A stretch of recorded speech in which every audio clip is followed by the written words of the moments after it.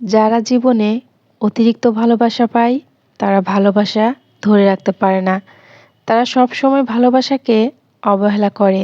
জীবনের একটা সময় গিয়ে ভালোবাসা পাওয়ার জন্য চিৎকার করে কাঁদে, কিন্তু ভালোবাসা তখন আর ধরা দেয় না, কারণ সময় ঠিকই প্রতিশোধ নেয়। বিসমিল্লাহির রহমানির রহিম। আসসালামু আলাইকুম। কেমন আছেন সবাই? আমরা তো বেশ ভালো আছি, আলহামদুলিল্লাহ।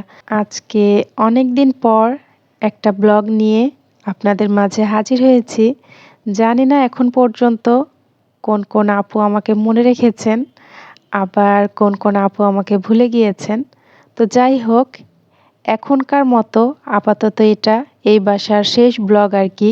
এটা আমার নিজের বাসা ছেড়ে আমি চলে গিয়েছি অচেনা অজানা এক জায়গায়। অনেক প্ল্যান ছিল যে সব কিছু আপনাদের সাথে শেয়ার করব। আমি কোথায় যাচ্ছি, কিভাবে যাচ্ছি, জিনিসপত্র কিভাবে গোছগাছ করলাম, আসলে কোনোটাই আমি ভিডিও করতে পারিনি, যেহেতু আমার ছোট বাচ্চা আছে। আবার আকিবের আব্বু অনেক আগেই চলে গিয়েছিল, সে 1 তারিখে গিয়ে জয়েন করেছে।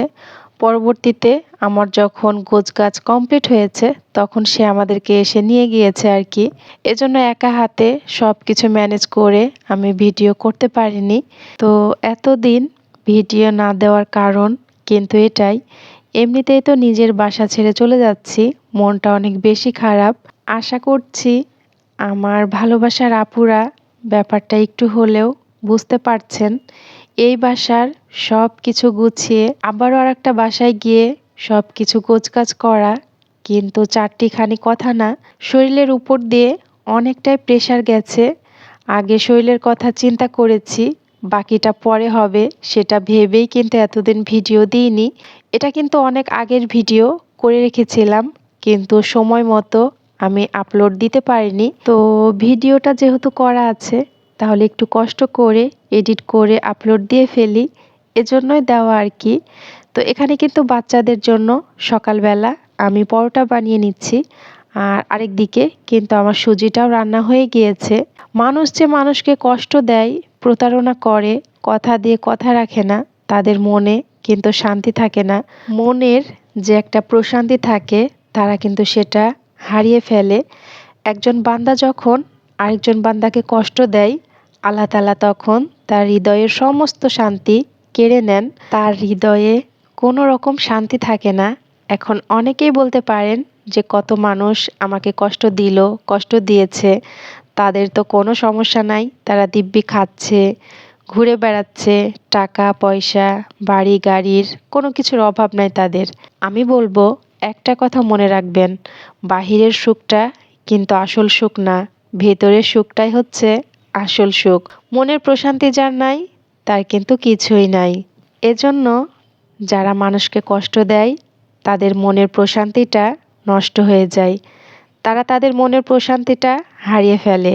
এজন্য সবাইকে বলছি, কখনো কাউকে জেনে বুঝে কষ্ট দিবেন না। যারা মানুষকে কষ্ট দেয় তারা তাদের জীবন থেকে দামি একটা জিনিস হারিয়ে ফেলে, কিন্তু সেটা সে বুঝতেই পারে না, টেরও পায় না। আল্লাহ সেই দামি জিনিসটা কেড়ে নেন।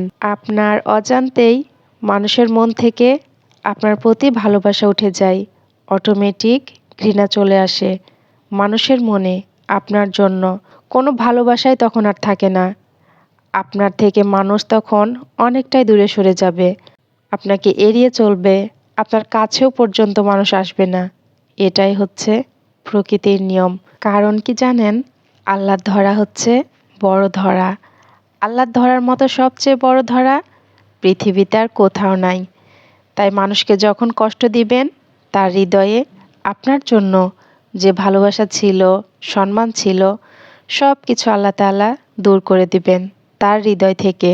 ধরে নেন আপনি জীবনে জেনে বুঝে না বুঝে অনেক গুনাহ করেছেন, তারপর আবার আল্লাহর কাছে কান্নাকাটি করে তাহাজ্জুদ পড়ে আজীবন আল্লাহর কাছে তওবা করতে করতে সব গুনাহ আপনার মাফ হয়ে গেছে, মাশাআল্লাহ। কিন্তু আপনি যদি কখনো কোনো কারণে কোনো মানুষকে অজান্তে কষ্ট দিয়ে থাকেন কিংবা জেনেও কষ্ট দিয়ে থাকেন, সেই গুনাহটা কিন্তু কখনোই মাফ হবে না।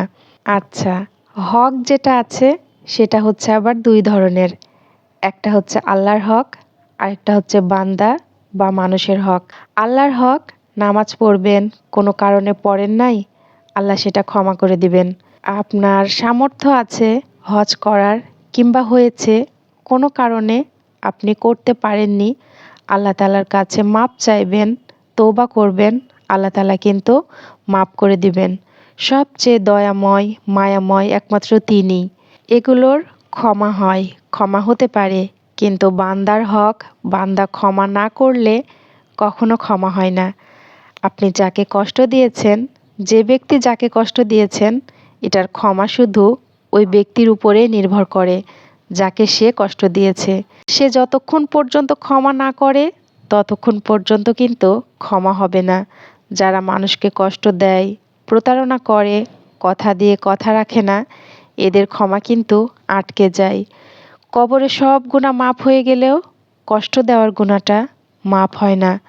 যতক্ষণ পর্যন্ত যাকে কষ্ট দিয়েছেন সে ব্যক্তি মাপ না করে, তার ক্ষমাটা আটকে যায়। আমরা কিন্তু কারণে অকারণে বিভিন্ন কথার মাধ্যমে মানুষকে কষ্ট দিয়ে ফেলি, জেনে অনেক সময় দিয়ে ফেলি, আবার নিজের অজান্তেও দিয়ে ফেলি। তো একটু ভেবে চিন্তে আমরা সবাই সবার সাথে কথাবার্তাগুলো বলবো, যাতে করে আমার দ্বারা অন্য কেউ কষ্ট না পায়, সেভাবে চলাফেরা করব ইনশাল্লাহ। সবাই আমরা চেষ্টা করব। আমি সবার জন্য দোয়া করি আল্লাহ তাআলা যেন আমাদের সবাইকে হেফাজতে রাখে এবং আমাদের সবাইকে হেদায়েত দান করে। কথা বলতে বলতে কিন্তু অনেক কাজকর্মই আমি এর মধ্যে করে ফেলেছি। আর এখন দুপুরে রান্নার জন্য রান্নাঘরে চলে এসেছি। কিছুটা বুটের ডাল আমি আগে থেকেই ধুয়ে রেখেছিলাম, সেটাই বসিয়ে দিলাম। কিছুক্ষণ পানি দিয়ে ভিজিয়েও রেখেছিলাম। আর ডাল যদি কিছুক্ষণ ভিজিয়ে রাখা যায় তাহলে কিন্তু খুব তাড়াতাড়ি সিদ্ধ হয়ে যায়। ফ্রিজে অল্প পরিমাণে কিছু গরুর গোশত ছিল, সেটাই কেটে দিয়ে দিয়েছি। একটু কাবাব বানাবো, এজন্যই আর কি। আর এপাশে এখন মুরগির গোশত দিয়ে আজকে বিরিয়ানি রান্না করব। আকিবের আব্বু বাসাতে নাই, এজন্যই বিরিয়ানি রান্না করছি। কারণ ও আবার সেরকমভাবে বিরিয়ানি খেতে চায় না। আর আকিবের আবার মুরগির গোশত দিয়ে বিরিয়ানি খেতে খুব বেশি ভালো লাগে। তো ভাবলাম যেহেতু মুরগির গোশত আছে তাহলে রান্না করে ফেলি। আর আমিও কিন্তু একটু একটু করে ফ্রিজগুলো ফাঁকা করার চেষ্টা করছিলাম, যেহেতু বাসা চেঞ্জ করতে হবে। এই পাশে গোস্তটা বসিয়ে এখন আরেক পাশে আমি বেগুন চাকচাক করে কেটে নিব। আজকে একটু বেগুন ভাজিও করব। তো বাহির থেকে দেখে তো বেগুনগুলো ভালোই লাগছিল, কাটার পরেও কিন্তু ভালোই ছিল। অনেক বেগুন বাহির থেকে দেখে ফ্রেশ মনে হলেও কাটার পরে দেখি ভেতরে পোকা থাকে। তো আল্লাহর রহমতে এই বেগুনগুলো কিন্তু অনেকটাই ভালো ছিল। তো বর্তমানে এখন আমি যেখানে আছি সেখান থেকে ভয়েস ওভার করাটা কিন্তু অনেক কষ্টের হয়ে গেছে। সব সময় গাড়ির প্যাপু আওয়াজ শুধু হতেই থাকে। আমি আসার পরে চিন্তা করছিলাম আমি কিভাবে এখানে থাকবো আর কিভাবে কি করব। তো আল্লাহর রহমতে এখন আস্তে আস্তে সব কিছু ঠিক হয়ে যাচ্ছে। আসলে মানুষ অভ্যাসের দাস, যেটা অভ্যাস করে সেটাই কিন্তু হয়। প্রথমের দিকের কয়েকটা দিন আমরা ঠিক মতো ঘুমাতেই পারিনি, এখন আস্তে আস্তে ঠিক হয়ে যাচ্ছে। আসলে কিছুই করার নাই। বাসাটা হয়েছে একেবারে মেন রোডের পাশে, সেরকমভাবে বাসা খুঁজে পাওয়া যাচ্ছিল না। তাড়াহুড়ো করে যেটা পাওয়া গেছে সেটাই আকিবের আব্বু নিয়ে ফেলেছে। কারণ আকিবকে আবার স্কুলে ভর্তি করানোর একটা ব্যাপার আছে, এজন্য আমরা খুব বেশি দেরি করতে চাচ্ছিলাম না। তো তাড়াহুড়ো করেই বাসাটা আকিবের আব্বু নিয়ে ফেলেছে। আর যে কয়টা বাসা দেখেছিল তার মধ্য থেকে এটা একটু পছন্দ হয়েছে। আসলে ভাড়া বাসা তো কখনোই মনের মতো হয় না। আর ঘরের ফার্নিচার বলেন, যে কোনো জিনিস বলেন, এক জায়গাতে থাকলে কিন্তু জিনিসগুলো অনেকটাই ভালো থাকে। আর বেশি টানা হিচড়া করলে এখান থেকে ওখানে নিয়ে যেতে গেলেই অনেক কিছু ভেঙে যায়, নষ্ট হয়ে যায়, জিনিসপত্রে দাগ পড়ে যায়। তো আমরা তো সব কিছু নিয়ে যাব না, আমাদের যতটুকু দরকার ঠিক ততটুকুই নিয়ে যাব। আর বাকি ফার্নিচারগুলো কিন্তু বাসাতেই থাকবে। আমরা কখনোই ভাবতে পারিনি যে এত তাড়াতাড়ি আমাদেরকে রাজশাহী ছাড়তে হবে। আজ থেকে 6 বছর আগে আকিবের আব্বুর যখন রাজশাহীতে বদলি হয়েছিল তখন কিন্তু খুব খুশি হয়েছিলাম যে নিজের বাসা থেকে অন্ততপক্ষে কাজ করতে পারবে। আর এখন যখন আবারও বদলি হয়েছে তখন মনটা অনেক বেশি খারাপ। কারণ নিজের শহর নিজের বাড়ি ছেড়ে চলে যেতে হচ্ছে। আর নতুন নতুন প্রথমের দিকে কোথাও গিয়ে থাকতে মোটেও সেরকমভাবে ভালো লাগে না। আস্তে আস্তে যখন অনেক দিন হয়ে যায় তখন আবার এমনিতেই ভালো লাগা কাজ করে। আবারও যখন অন্য কোনো জায়গায় বদলি হবে তখন কিন্তু সেই জায়গাটা ছেড়ে যেতেও অনেক বেশি মায়া লাগে। এখন না মাঝে মাঝেই চিন্তা করি যে হায়রে মানুষের জীবন আজ এখানে তো কাল সেখানে। এখন তো আর নিজের বাসাতে গিয়ে সেরকমভাবে থাকা হবে না। হয়তোবা ঈদে যখন বাচ্চাদের স্কুল ছুটি থাকবে, ওদের বাবার অফিস ছুটি থাকবে, সে কয়টা দিনই গিয়ে থাকা হবে। হয়তোবা সময়ের ব্যবধানে কোনো একদিন আবারও নিজের শহরে নিজের বাসাতে চলে যাব। তো কথা বলতে বলতে কিন্তু সবগুলো কাবাবই এর মধ্যে আমি বানিয়ে ফেলেছি। দুপুরে খাওয়ার জন্য কয়েকটা ভেজে নিয়েছিলাম হালকা তেল দিয়ে, আর বাকিগুলো কিন্তু আমি ডিপ ফ্রিজে রেখে দিয়েছি। দুপুরের খাবার খেতে আমাদের অনেকটাই দেরি হয়ে গিয়েছে। ওই যে ছেলে মানুষ বাসাতে না থাকলে যেমনটা হয় আর কি, কোনো নিয়ম কানুন নাই, আমি আমার নিয়মে চলছি। তো বাচ্চাদেরকে খাওয়া দাওয়া করানোর পর ওদেরকে ঘুম দিয়েছিলাম, সাথে আমিও কিন্তু অনেকটা সময় রেস্ট নিয়েছি। আর এখন সন্ধ্যার দিক দিয়ে উঠে আমি রান্নাঘরটা পরিষ্কার করে নিয়েছি। আজকে দুপুরের পর রান্নাঘরটা আর পরিষ্কার করা হয়নি। জানেন, প্রতিটি মিষ্টি হাসির পেছনে একটা তিক্ত দুঃখ থাকে, যা কেউ কখনো দেখতেও পায় না বা অনুভবও করতে পারে না। মানুষ শুধু বাইরের হাসি আর বাইরের আচরণটাই দেখতে পায়। আজকের মতো এখানেই বিদায় নিচ্ছি। সবাই সুস্থ থাকার, ভালো থাকার চেষ্টা করবেন আর আমাদের জন্য দোয়া করবেন। দেখা হয়ে যাবে পরবর্তী কোনো ব্লগে। আজকে এ পর্যন্তই। আল্লাহ হাফেজ। আসসালামু আলাইকুম।